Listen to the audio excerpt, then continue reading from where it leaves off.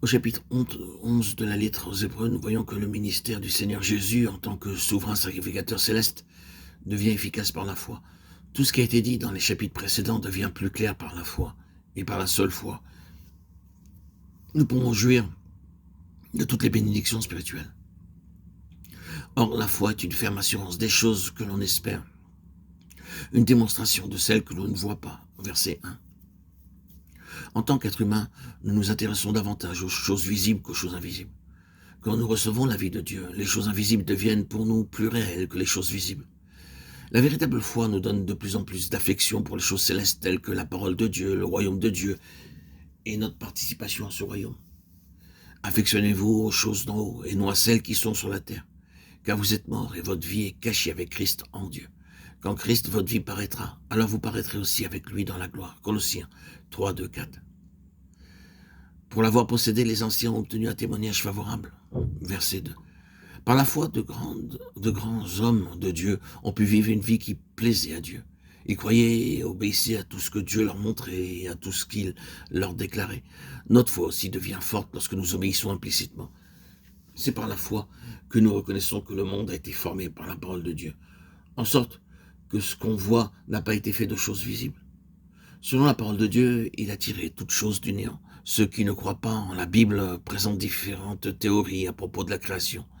Certains disent qu'il a fallu de nombreuses années pour créer toutes choses. Mais la parole de Dieu dit que par une parole du Seigneur Jésus, toutes choses sont venues à l'existence. Les cieux ont été faits par la parole de l'Éternel, et toute leur armée par le souffle de sa bouche. Psaume 33, 6. Si nous essayons de comprendre cela avec de la sagesse, la connaissance ou la science humaine, nous nous y perdons. Ceux qui n'ont pas reçu la vie de Dieu ne croient qu'aux théories humaines. Pour eux, les choses invisibles n'ont pas de valeur.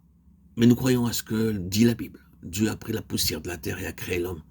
Par ailleurs, la végétation tout entière a été créée sans labourage ni semaille.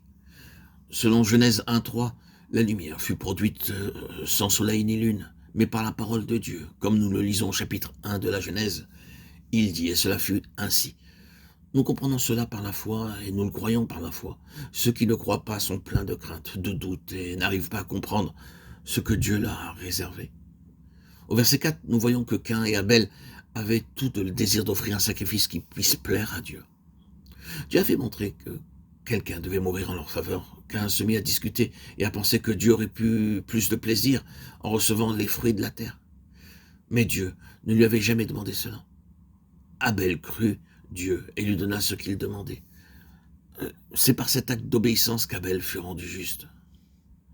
Enoch, qui est mentionné au verset 5, a marché avec Dieu. Enoch, après la naissance de Métouchélar, marcha avec Dieu 300 ans. Il engendra des fils et des filles. Enoch marcha avec Dieu, puis il ne fut plus parce que Dieu le prit. Genèse 5, 22, 24. Cela veut dire qu'Enoch était toujours prêt, nuit et jour, à obéir à la voix de Dieu. Il ne posait pas de questions au Seigneur, il faisait plaisir à Dieu et nous, et non à lui-même. C'est par cette foi qu'il fut enlevé. Une mère enseigna l'histoire d'Enoch à sa fille. Ensuite, quelqu'un lui demanda « Comment Enoch est-il allé au ciel ?» Et l'enfant de répondre d'une voix simple. Enoch et Dieu étaient de bons amis. Ils se promenaient tous les jours ensemble. Un jour, tout en se promenant, Dieu dit « Enoch, rentrons à la maison. » Il dit « Oui, Seigneur, je suis prêt. » Ainsi, ils allèrent tous les deux au ciel. Certains gens se demandent comment une telle chose a pu se produire. Nous devons accepter avec une foi simple tout ce que Dieu dit dans sa parole. Des expressions telles que Dieu dit et Dieu parla se trouvent 558 fois dans les 5 premiers livres de la Bible et presque 2000 fois dans tout l'Ancien Testament. Cela prouve que chaque verset de la Bible est la parole de Dieu et non la parole de l'homme.